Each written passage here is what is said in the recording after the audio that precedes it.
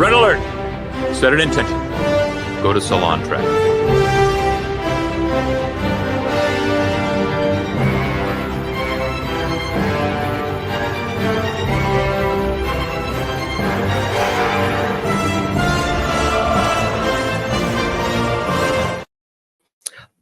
Ahoy, hoy, friends, and welcome to the Salon, a Salon Supplemental. We are so excited.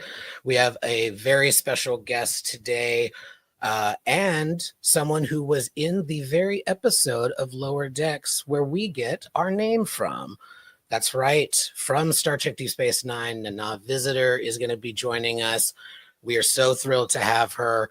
Before we get into everything, and I just lose my mind with that orb experience we're all about to have, all the podcast things, please do like and subscribe. We are at Salon Trek, everywhere you get your podcast nonsense. We are live on Thursdays, live on YouTube Thursdays at 6:30 p.m. Pacific.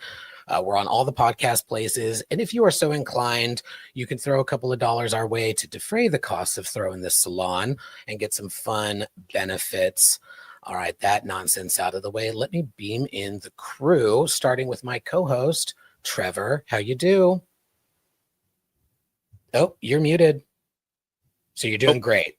I'm doing that. That's how strong this Nanarita is. I don't know where my mute button is. Cheers to the Nanarita. Yes. Speaking of cheers, here's Will. I'm great at segues. It's so good, so good. A place where you're. What is it? What is the thing where everyone knows you're a friend? What's the Cheers thing? I was born in 1988. I don't remember. You are not that much younger than me. You know Cheers. It's what everyone knows. But I'm still young. But I'm still younger. So. All right, go ahead and find that mute button. Here's Krista. Krista, how are you? Norm. Yes, she gets it. I'm the oldest fucking person here. Wisdom and delightful. Speaking of wisdom and delightful, here's Joanne. Joanne, how you do? What a segue. I'll allow that one, Sandy. That was a good one. That was a good one. Good. Cool change.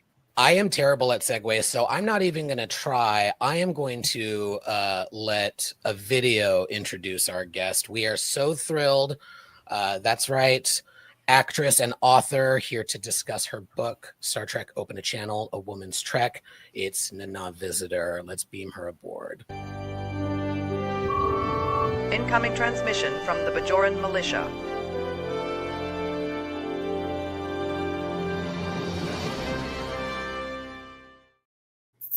Nana, welcome. How are you? Thank you so much for being here. Why does that music kill me so much? I just kind of go into a trance every time I hear it. That's why on that episode of Lower Decks, that was one of the funniest jokes to me ever. Keep circling the pylons. Just need some time. Yeah. I love the theme song. I love Deep Space Nine. We are so excited to have you. I am going to let Trevor kick things off with our first question, and then we'll start moving our panelists around for some other fun things. But for the intention setter, let's send it over to Trevor. This is obvious, but don't forget to set an intention when you light it, or you're just going to be wasting the wax. Yes, it is true. It is a waste of wax to not set the intention first. So Nana, thank you so much for being here. Our intention setter for all of our special guests is always the same question, and it's simply, what is your Star Trek headcanon? So it may not have been seen on camera, it's never been seen on screen, but you know that it's true. I know that it's true that the last time the intendant was seen, something happened to Major Kira. The rest of the time you see Major Kira, it's the intendant.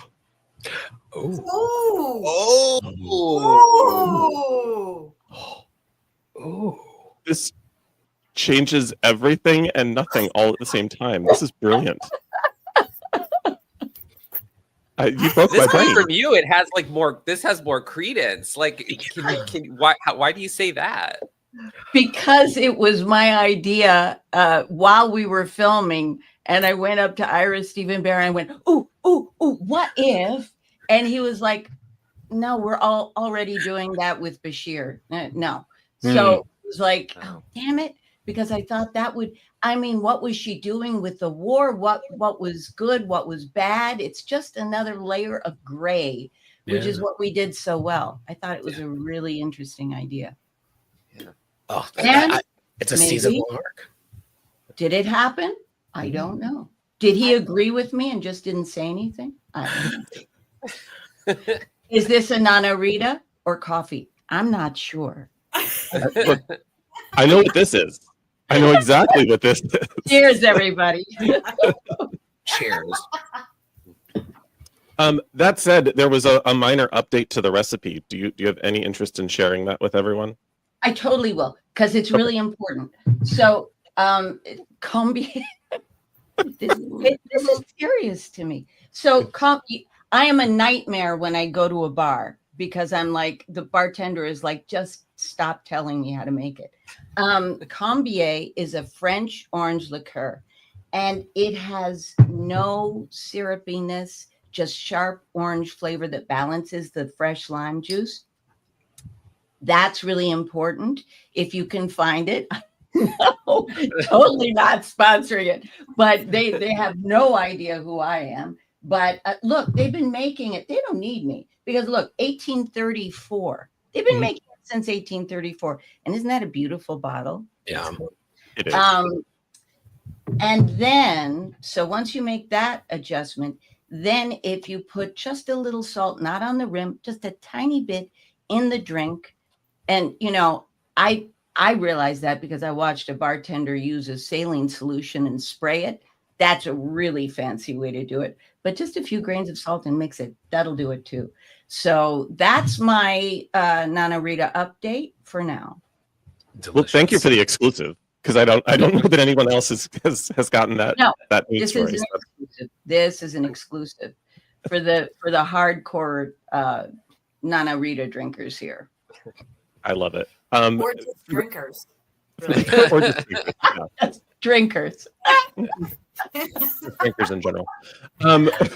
But for the hardcore fan, for the hardcore Star Trek fan, what was your first contact with Star Trek? Obviously, we all know and love your character, and we know and love Deep Space Nine. But prior to that, what was your first contact with Star Trek?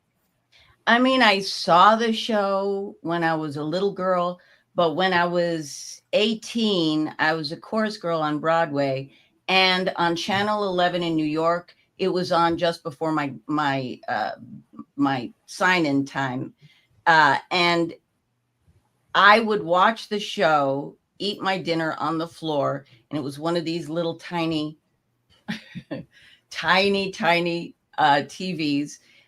Eat dinner and then go to the show.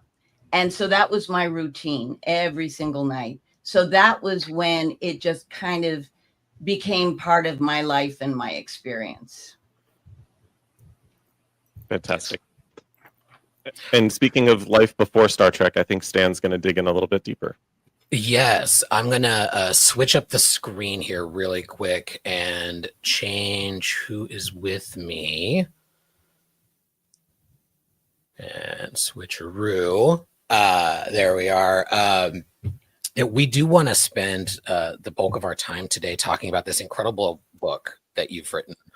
But I figured since you've so beautifully infused yourself throughout this book, from your own experiences, from the shared experience that you have with these women in this franchise that you've all been in together, that it might be nice for our audience to hear a little bit about how you got here, particularly with your career prior to Star Trek and how that might have sort of colored your experience as you were thinking back and writing the book. You know, I was looking at this incredibly impressive list of shows that you had a lot of guest spots on. You were on MacGyver a few times. You were in Matlock a few times. Remington Steele, Knight Rider, Highway to Heaven, Night Court, LA Law. All of them. So Really? many are. Yeah.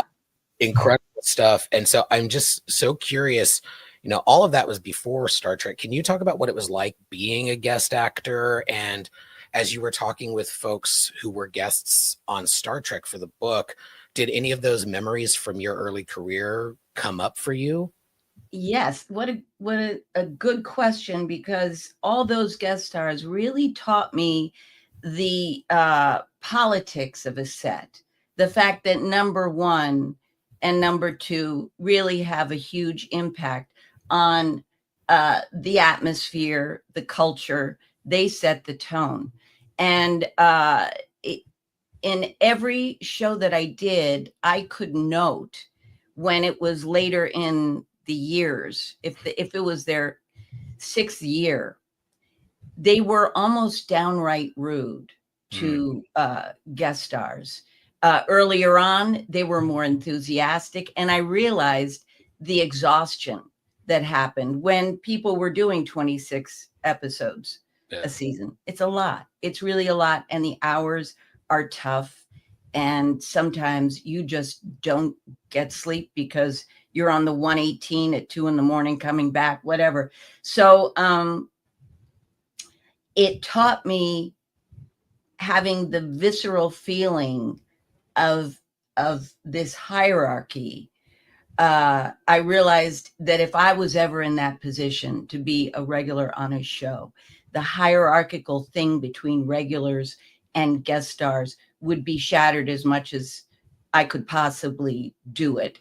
And that I would always, no matter what the exhaustion was, a priority was making someone who, and especially coming on Star Trek, it's a particular tone that's almost Shakespearean, but not Shakespearean. It's dialogue, like in Duet. Harris Yulin dealt with monologue after monologue. No one was doing that in TV at that time, really. So it was the makeup that they had to fight.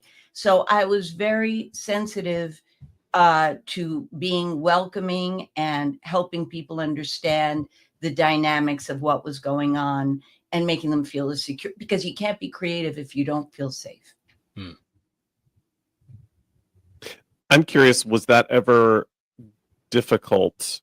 And this is in no way a slight to Mr. Brooks, but Mr. Brooks was notoriously very serious. So was it ever a challenge as the number two? It was he set a serious set, but he also set a very cordial set. He, which I appreciated. He knew the name of everyone on the crew. He knew everyone's first and last name who was a guest star. So there was a formality, but it was what made me appreciative is that it wasn't hierarchical. It was sensitive and thoughtful and aware. But serious. It was. That's helpful insight, because I think hardcore fans who maybe have heard Sirach speak so fondly of Avery know that, but it's helpful to hear it from your perspective. So we appreciate that answer. Yeah. I believe Joanne has a question, so I might be disappearing. Actually, I'm going to disappear for a moment. You're going to disappear. Unheard of. Okay. So thank you for sharing that. And let's move maybe from your guest roles to your leading role on DS9. Fun fact, I was in divinity school at the time watching DS9.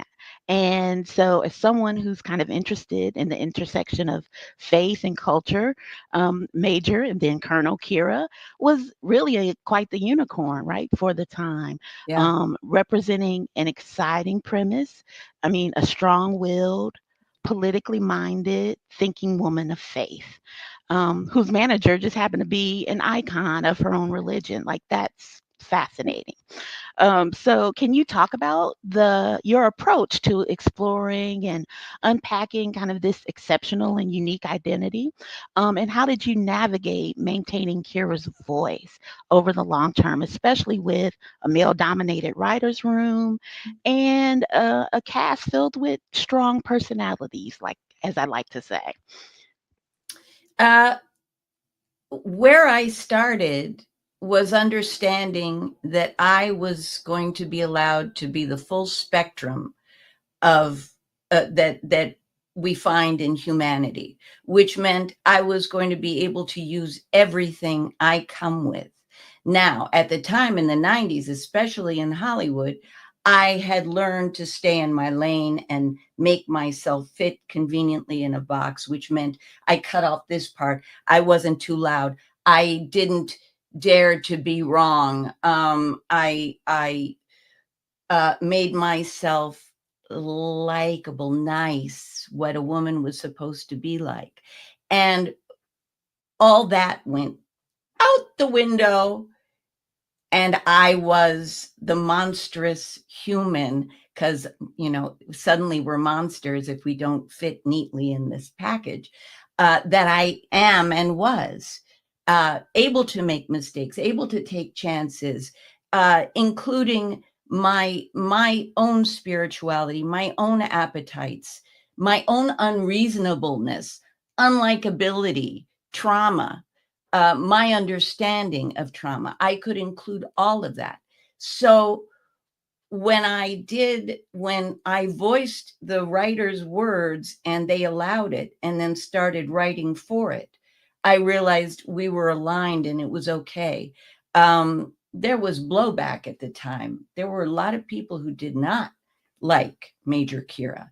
And there was an effort to soften me and make me more acceptable at first. And that came with costume changes and things like that. And it took me a while to realize, because I went, oh, I'm back in the box. The minute that happened, I went, I see. I get it now. And I was very quick to do that. When they brought Michael Dorn over, I went, I see. I'm going to be relegated to a secretary mode. That's why they're bringing him in. I was cooked by the culture to be that way. And I took it on way too strongly and didn't have a lot of awareness about it. But it took me a moment and I went, wait a minute. If I can be full spectrum human in boots, I can be the same in high heels. It doesn't matter what I'm wearing. It doesn't matter what they need me to look like. I'm going to maintain who and what I see Kira to be. And that's what I continue to do, what's great is that she came from a place that a lot of people didn't like her. And I see that as a gift. Every time you don't like somebody, wait a minute. Don't judge yet. See what arc they're on. See what point in their life they are at. She had post-traumatic stress. Once she recovered from that, she was a more understandable human to most people. Sorry, that was really long-winded. I'm sorry. No, it was great. It was great. It was perfect, and it actually prompts a question for me. You've and you touched on this a little bit in your answer. You've talked in other interviews about the significance of portraying a character who experienced trauma and how that impacts the actor and how you carry that with you. I'm actually curious, did playing such a spiritual person impact you spiritually? Like, not to get too into, your own personal life and your own spiritual experience, but did it impact you? Kira impacted me in so many ways, but think of it like this. If you said, you know what, I want to have more of these characteristics in my life, more positive characteristics, what do? So you drop the thoughts that lead to those characteristics in your brain over and over again. Let your body believe that and find a homeostasis with those thoughts. And those thoughts will become patterns, will become, actual patterns in your brain. It will become characteristics. So how could Kira not? And the danger is when you're playing characteristics that aren't positive, you can keep those too. I strongly believe that. So you have to have an awareness of what you want. I just happen to want Kira's nobility and strength, and I've always gone towards those.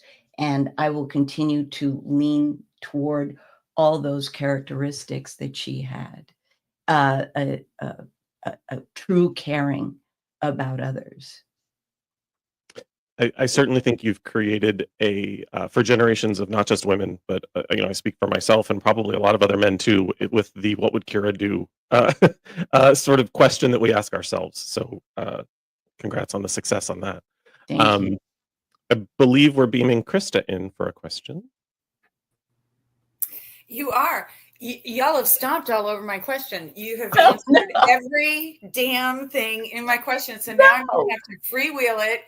And Stan is going to soil himself right now. He's literally soiling himself because I'm going to freewheel something now. Oh, that's even more fun. Well, I just think it's interesting that you were talking about kind of breaking the hierarchical standards, and simultaneously it sort of sounded to me like you spent a lot of time thinking that it was almost like a compulsion to make yourself small in order to fly by, in order to maybe not draw attention. I owned a restaurant for 12 years, and I can tell you the number of times I would be in a situation where somebody would say, well, I want to speak to the owner. And I would say, you are. And they would say, no, the real one, meaning my husband. It's those kinds of moments where you're sort of thinking all of the energy, all of the time, all of the sacrifice, all of everything that I do to come in here every single day and make sure that the people that I hire feel safe, can be themselves. I don't want them putting on people suits. I don't want them putting on other identities or roles. I want them to be here and be themselves.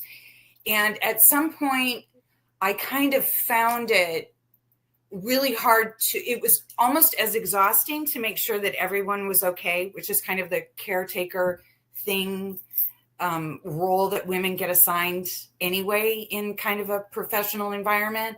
So you sort of unwillingly assume it. And I found it as exhausting to make sure that they had what they needed.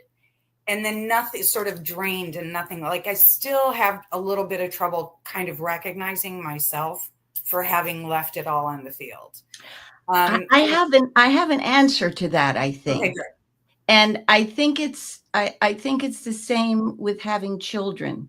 And it's a mistake. We are caretakers to our children when they are young. We have to control their environment and watch them when they're helpless. And as they grow, and it's the hardest thing to do. It's so hard for me to let go of the caretaker role and enter mentorship, which means, and it's a lot less exhausting, because if you set the environment for everyone to be themselves and to feel safe, then what you do is you allow them to fail, you allow them to feel unsafe, you set it up, but you are no longer responsible. It's their path to find their way. And you're there if they need feedback or what could I have done differently? Well, I'll tell you right here, but not to control their environment. Right.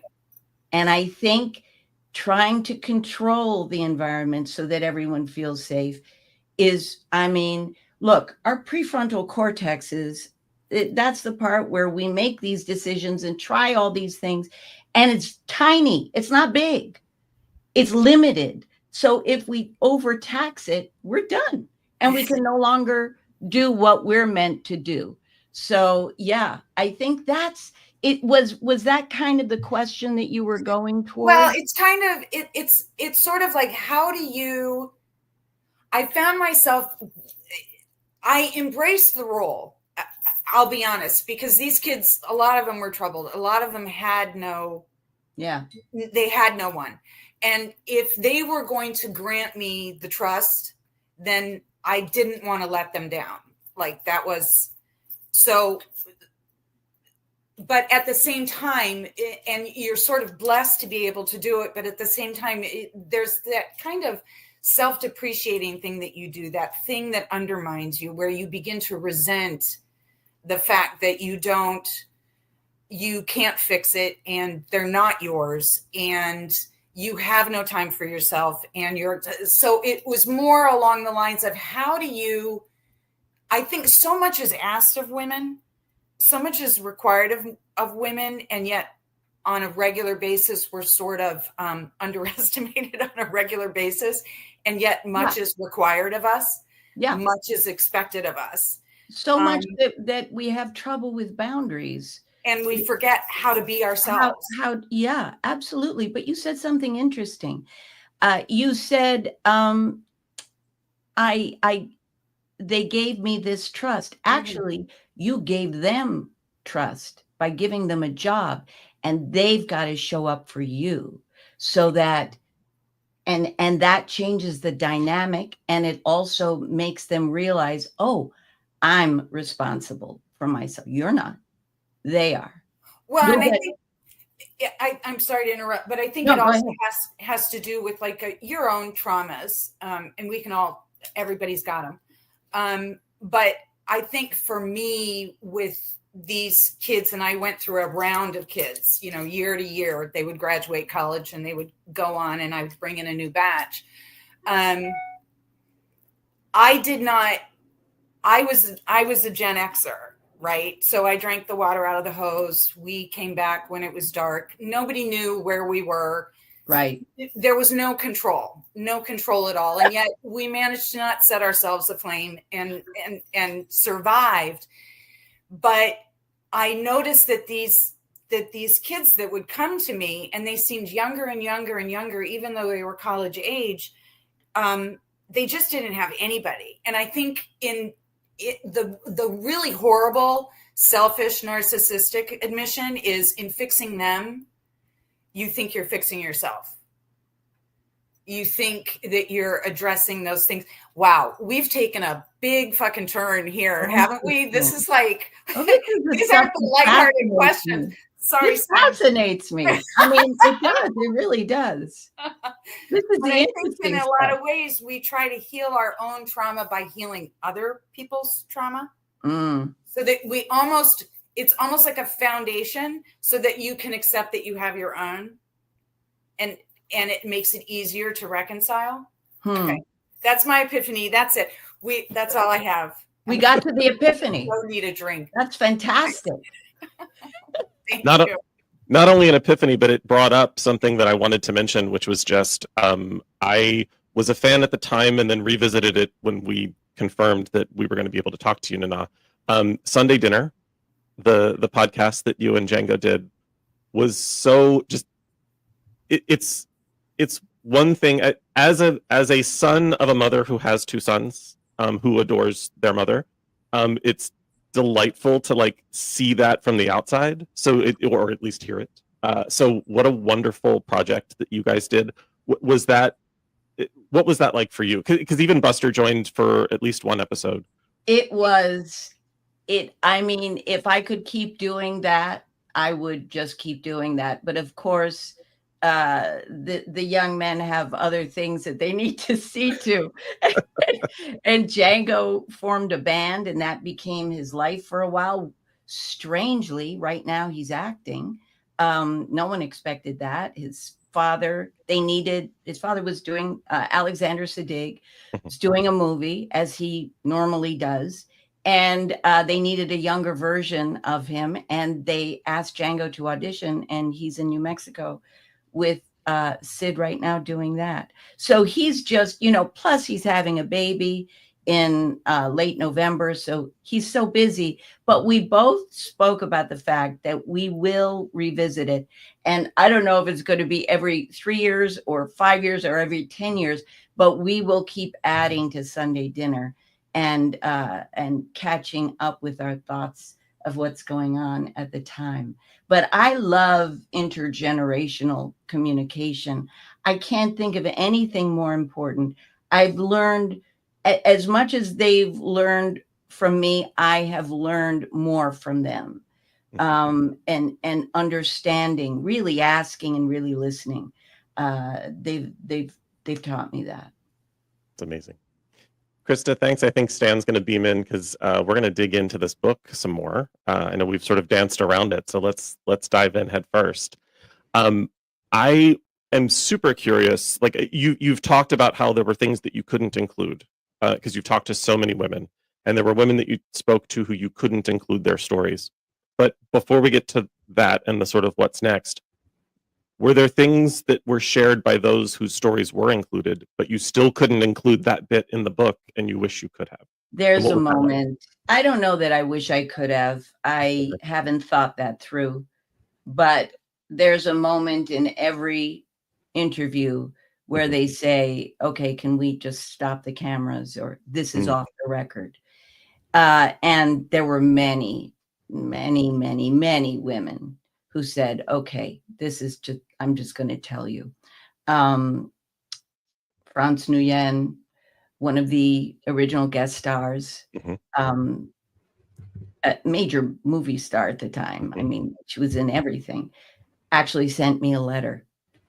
She didn't speak at the time, but she sent me a letter that I have that I did not include because I assumed she wanted me to know, but nobody else. So there was a lot. There was a lot. And I feel like in the tone of the book, I included that knowledge without having to spell it out. Right. Stan? Yeah. You do it so well because you don't shy away from the truth. You don't hide things, but you're very respectful in the way that you're telling the stories. And I know you watched a lot of Star Trek for the first time, Star Trek that you weren't on for this book. And, I rewatch Star Trek all the time, especially Deep Space Nine, but I rewatch it all. And I find myself, even the 10th time I've watched an episode, I have a new appreciation for a directing choice, a performance, a character moment. I'm curious for you, as you were watching a lot of Star Trek for the first time to write this book, what stood out for you? And, was it as fun watching it, even though it was for research at the same time? It was work. So it was, it was like, oh my God, I've got to get this many episodes in one day. And, I was put, they're always pushing you to get the material. You got to get this chapter to me. So I was always under a deadline at a certain point, but I had no idea. I liked our show. I loved our show, but I really had no idea of the arc of the franchise. And I think what the biggest thing it did for me was make me understand the audience. It's so much clearer to me why they wanted it, needed it, stood by it, could watch it over and over again. I was shocked at some characters that I had prejudged without knowing anything about them. And once I watched the work and watched what they were doing, I was enamored. I was impressed. I got something human out of it. And over again, I think that's what I would say. It's so human. It's such an interesting discussion of humanity. And from a character arc perspective, and I'll take on the challenges of anybody watching this who disagrees. As a non-human, I think you played one of the most human characters in Star Trek. I completely agree. And that's the gift of being an alien. Suddenly you don't have the norms. Oh, that's she's this age, she's this shape, she has this kind of face and hair, and so that's what she is. It's all removed. You just are who you are because you're alien. So, even today, sometimes if I feel myself getting caught in expectations of other people's expectations, rather, I'll just say, just be a little more alien. Be an alien. You're from somewhere else. And it not only does it stop me from looking at myself, but dropping that makes me be able to see who I'm speaking to so much clearer. Because the focus isn't on me. Now it's like, no, I'm okay who I am. Now, who are you? Obviously, there were surprises coming from folks that you hadn't worked with. You're interviewing Gates. I'm sure she's sharing insights that you had no idea about because you and Gates never had a scene together. Yes. But I'm curious, Terry, Nicole, Penny, Rosalind, Chase, were there conversations that you had with folks that you did work with, but you were still shocked by, or stories that they shared that you had no idea that they were experiencing that while you were working alongside? I would say Terry, I really didn't understand. I really didn't understand the box she was in because, at the time, and it's way less now, but at the time, if you were in the beautiful box, you had it all. You could date, movie stars, you were going to get movies, you were going to get all the good things that we, thought of at the time, all the goodies. So I thought, well, she can't have any issues. I really didn't understand how that is a box like any other. It's not like here's a good box, here's a bad box. It's a box. That's bad, no matter what. That's a limitation. So that was surprising to me. And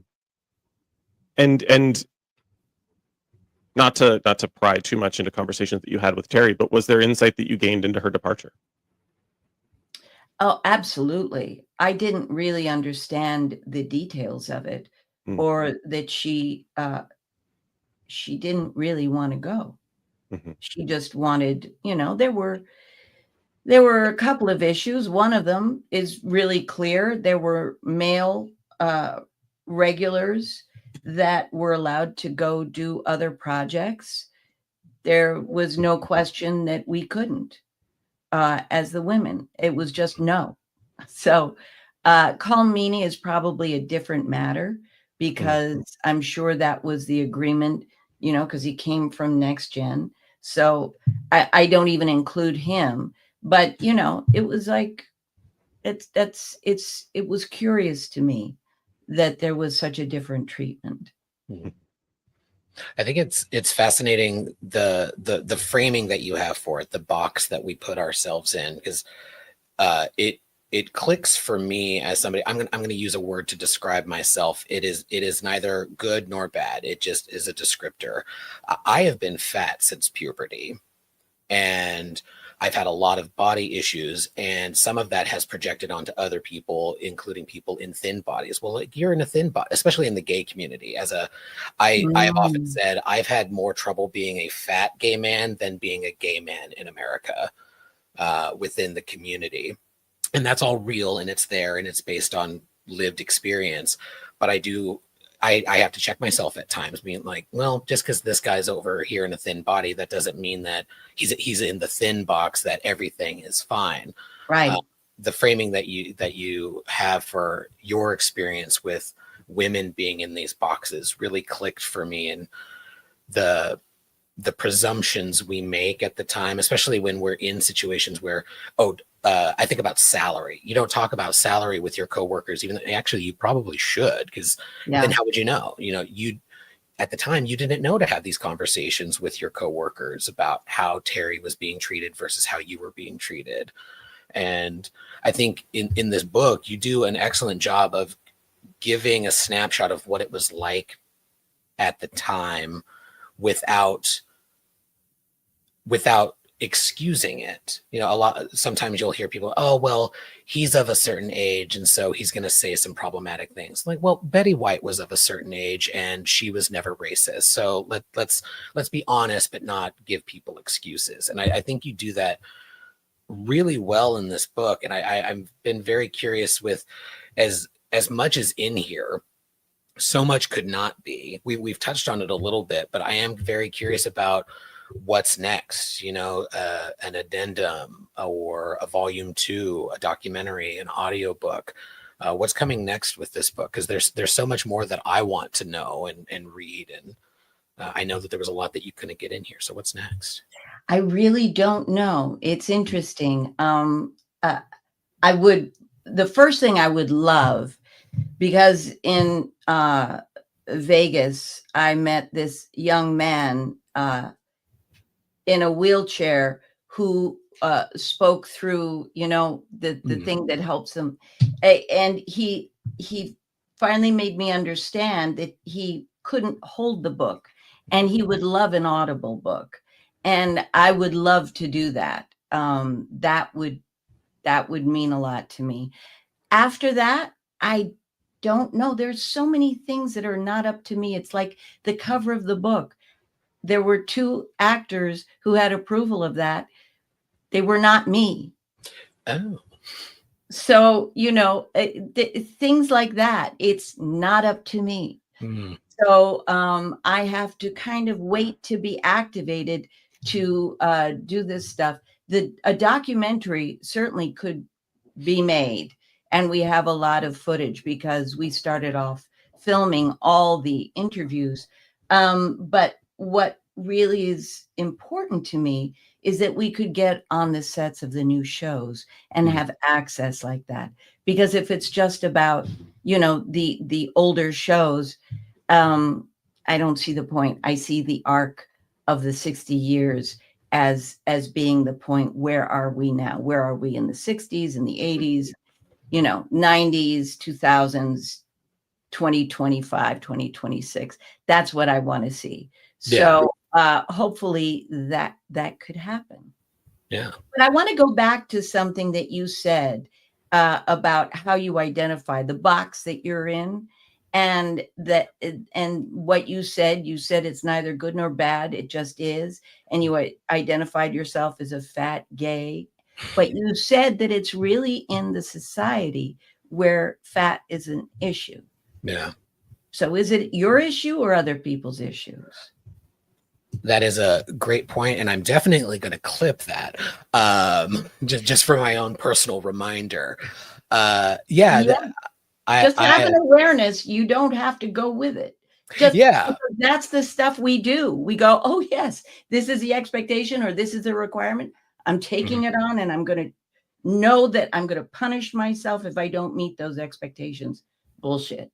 Yeah, that's right. It took some therapy to get there, but it's a beautiful reminder that keep reminding yourself. Yeah, what other people expect of us, who we are changes.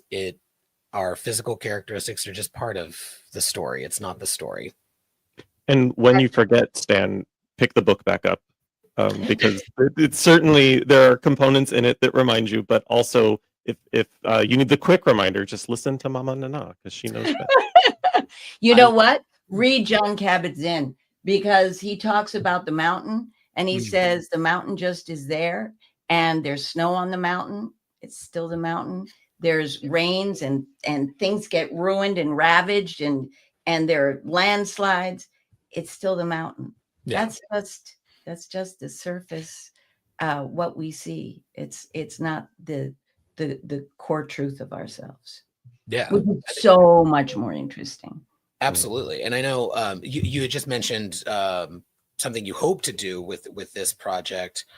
And you were talking about how, just rehashing the same stories isn't something that's terribly interesting. It made me think about Star Trek Las Vegas and other cons, where my first was 3 years ago. We actually had a lovely moment. Trevor made me meet you because he knew I was just tipsy enough to not be too nervous about it. And we had a lovely moment in the slot machine area next to the lobby bar. I saw you. Yes. My husband said, "Do it now or you'll regret it." And so I ran over and grabbed Stan and I was like, "Have you ordered your drink?" He said, "No." I was like, "Good, come with me." And he's like, "Where are we going?" And I followed direction. And I got to share with you how, my favorite episode is The Darkness and the Light. Another favorite episode of mine is The Assignment. And another favorite episode is Our Man Bashir. Like I have a wild spectrum of episodes that I love. And I think a big part of that is the wide breadth of the performance that you were able to bring to this character, the full human experience, like you were talking about, and how I mean, what you were just saying reminded me a few years ago during the strike, you all couldn't talk about Star Trek. So you were able to, like, all of the panels got to open up about stories that we hadn't heard. And that's something that I loved about this book is I knew a lot of this. I had heard about, like, you know, I am not immune to the world, right? I know how women are treated, but I am a man. I am a white man. I come from the perspective that I have, but reading this book, even with the bits that I did know, there's so much more that I was like, oh, this is in some ways better than I knew, in some ways worse than I knew. And, you know, the way that you went about telling these stories, I thought not only making space for stories, telling your own story, there's a lot of power here in just shedding light, just bringing light to the darkness. You know, when I first get a book, and I actually want to read a quick excerpt from the book, because when I first get a book, I tend to skim and I'll read a random page here or there, just like, oh, what's this book about? The first page that I read from, I thought was very powerful. And then when I read the rest of the book, I was like, oh, this is her entire vibe. She is so beautifully making space for these stories, being honest, not shying away from the truth, but also providing context. And most importantly, like I said earlier, just making space. So before we move into our closing round and get a little silly, because I am somewhat averse to being too serious, but this book is so powerful to me, and I want to read this quick excerpt that I think is a good encapsulation of the vibe that you've brought to this entire project. And it comes from the page on Jennifer Lean, who played Kes in Star Trek Voyager. I was taken aback reading this paragraph, so I'll read. The other women whom I didn't have the opportunity to talk to personally had given many interviews. Talking about Star Trek is simply part of being in this community. What they said and thought about their experiences is something they willingly shared. Jennifer rarely gave interviews and has left the business. All I can do is recount what others have said and speculated. It is clear she had serious personal issues, but women have been denied their voice too often, been told how they feel or what they should be feeling or who they are so many times that I feel it's better to make a space, an empty space, that she can fill in if and when she chooses. What I can do is talk about Kes. And you go on to beautifully. And I just thought that's such a powerful way of sharing the truth, making space for these stories, sharing your own experience, the context without excusing this. Thank you for this book. Thank you. Can you tell our audience how they can get their hands on it if they haven't already?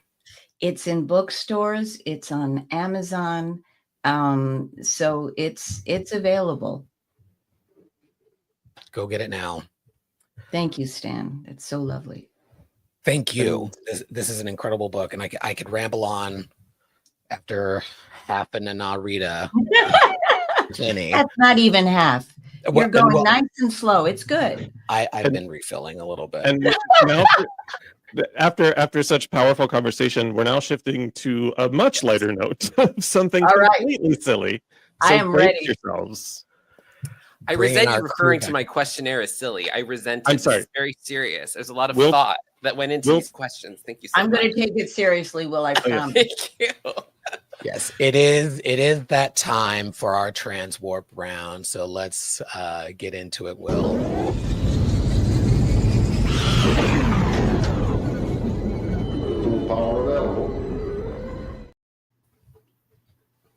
Okay. Are you ready? Are you ready for your questionnaire? I am ready. Okay, great. First question. What is the best sandwich? Oh, grilled cheese, but you have to use mayonnaise instead of butter on the outside. And That's if the you trick. want, you do a little Parmesan too. Yeah. She knows what she's talking about, people. All right. If I'm just now watching Deep Space Nine, do I need to watch the other 8?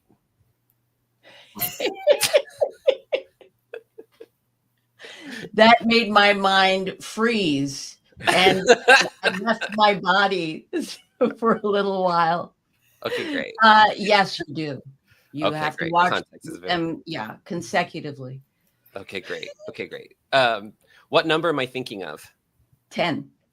That's it. Great job. If you could invite anyone living or dead to dinner, what would you make? Oh, I would make. I think I would make Cuban pork, black Oh, beans that I've got a pork bone in there too, with lots of garlic, rice. You got to, and an avocado salad and a good mojo sauce, lots of cilantro. okay, And great. for We'll dessert, walk over. That was incredible. I'd probably make, because that's all so heavy, I'd probably make a good fruit sorbet. Mango. Whatever was in peach would be good. Okay, well, great. We should get started because we're all coming over. So, That would be so fun. all right. Shoulder pads or no shoulder pads? Gosh, I like the shoulder pads. Look at Same. that. I like They were that. good. Yeah, they were good. It was good. It was good. Okay, what's the most used app on your phone? Oh, gosh, that's a good question. I don't know. Oh, you know what? Cameo. Oh, okay. All right. Well, guys, get a Cameo. Audience, go get one if you haven't gotten one. All right. We already might know this, but coffee or tea? Coffee. What do you have a preferred? I like blend, roast? French press, heavy, almost undrinkably thick and dark. I like that. I aspire to be a tea drinker. I like to think of myself as a tea drinker. There's everything about tea drinking that I like, but it's coffee. You need the jet fuel. I get you. Yep. I'm the same way. I need it. I need that coffee as dark as possible. I need it. Okay. Yeah. All right. Next question. Shag, marry, kill. Odo, Bareil, or Shakar? Shag, Odo, kill Bareil, Oh, marry Odo. Shakar's not getting nothing. Oh, okay. No, and he's such a gorgeous human, incredible painter as well. I don't know if you know that. Yeah. And both of those actors, I just didn't like them for Kira. What was it with this, big hunky guy thing? Yes. It's not what she would be attracted to. All right, enough. Go on. No, I love this insight. No, it's true. Yes. I was never sold on them either. I was just like, Yeah. yeah. All right. Who deserves a slap in the mouth more? Kai Wynn, Nurse Ratchet, or the grandmother from Flowers in the Attic? Oh, wow. Wow. You don't have to answer this one seriously. This was such a random question. I thought was so funny. Can I slap them all at once? Absolutely. We'll line them I up. think so. Every Line single 'em up. one. If anyone could. Yeah, there's no yeah. one there's no one to play that kind of character more infuriatingly than Louise Fletcher did. I think about that all the time. Is Kai Wynn, anytime she'd roll on screen, I would just go, oh no. Like you love to hate her, but she's And such it a was so fantastic original. actress. Right? It was very original. When you look at the old movie stars and they played these divas, it was a very specific thing most of the time that they played, a heightened thing. She did it by not being heightened at all. Yeah. And it was frightening. Yeah. I always I work too much information, but I work in arts education, and I always tell the young actors play an opposite. And she always, with Kai Wynn, she's this character who's like kind of the protagonist for Kira, but she comes off so sweet and saccharine that she's playing an opposite. You could go the opposite direction. I think that's what I hate about her so much. Anyway, That's right. And she's the reason Kira learned to be political. learned to hold her cards closer to her chest. She Yeah. had to, or she'd just get eaten alive. Right. I love that you're in the arts and teaching Yeah. art. Thank you so much. Oh, I do it for you, Nana. Yes, I knew that you did. Yes. Which brings me to my next question. Can we be friends? Yes. Absolutely. Totally. Great. Okay. Clip this. All of Clip us. this. I all need of it for us. evidence. We're all gonna be Totally. friends. Okay, great. I thought All right. we were. This is news Oh, to well- me that we have to transition to this, but all right. All right. Well, can we be best friends? How about that one?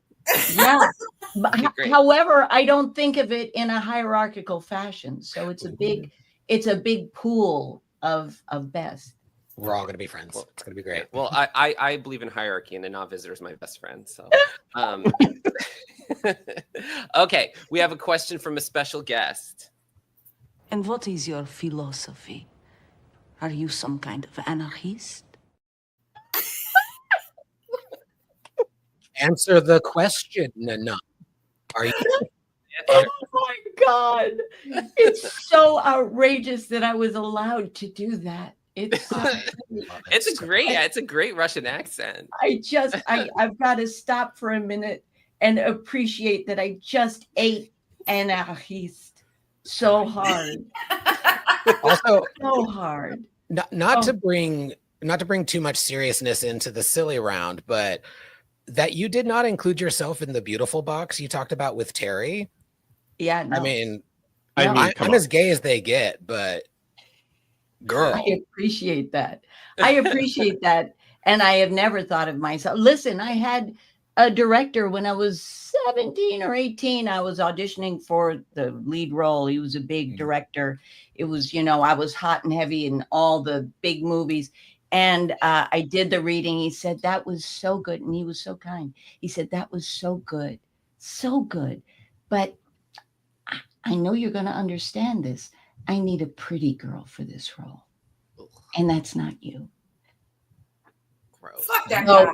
Do you want to name names so that I can go murder? I will murder Add for it to the you. slap list. We're putting him right up front. Everyone's on the side. Next person who needs a slap. Yeah. Amazing, right? But at 17 or 18, you go, got it. Just professionally, I won't think of myself that way or be hurt if I, so you move on from that. And what's great is I thought of myself as a character actor. So I did all these interesting, roles. It was freeing in a way, as Terry would tell me, not to think of myself that way. But yeah, but I appreciate that. I take that into my heart. Absolutely. I always tell the character actor roles are sometimes the most fun anyway. Like as the lead role, sometimes you don't get to have as much fun. So yeah, because you're the the tent. What do you call that? The tent pole. You're holding everything up. So you've got to kind of be there and specific, and everybody else gets to do maypole stuff. Exactly. All right. Next question. What's your favorite smell? Jasmine. Ooh, good. Mm-hmm. Yeah, I agree. What's the most underrated breakfast food? Oatmeal with oh, damn it. What's that? What's the really expensive mushroom? Oh, Lion's mane? No. Yes, I love lion's mane sauteed and put in there, but no, the one that's really, some people hate it. It's an essence. Truffle. Truffle. Oh. Mm-hmm. Oatmeal with truffle oil and butter and salt. All right. That and a na visitor, a part of a full diet. Yeah. And a na Rita. We got the full spectrum here. Okay. So who would win in a fight? Kira versus Pamela Voorhees? Oh, Kira. Pamela versus Roxy Hart? Kira. And then Kira versus Mrs. Sanders from Night Court. Oh, you know what? Miss Sanders might really confuse Kira. Okay. It might just get her so off balance she doesn't know what to do. Yeah. Okay, great. All right. Salty or sweet? Salty. Okay. If you could choose, you can only choose one superpower: flight, telekinesis, or the ability to parallel park? Well, I'm pretty good at parallel parking. So I would say flight. Flight? Mm-hmm. Yeah. Yeah. I just avoid parallel parking. Great. Okay. Last question. This is fun. This is a very serious question. Okay. All right. Did you have a good time? I had a great time. Good. And this is just a wonderful way to do a podcast. And it's inventive and fun and beautifully done. So I had a great time. Thank you so much. You hear that, everybody? You had fun.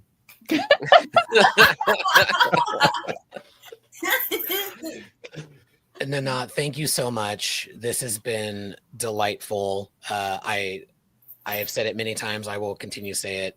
Kira's my favorite character in the franchise. The arc was incredible.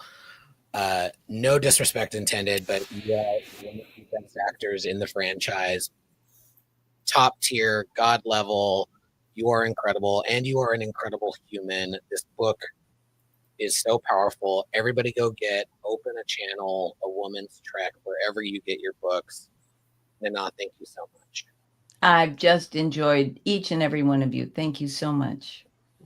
Thank you. Well, until next time, friends, live long and prosper. Follow us at Salon Trek in all of the places. And until then, here's our closing credits. All hands abandon ship. Proceed to the nearest evacuation zone immediately.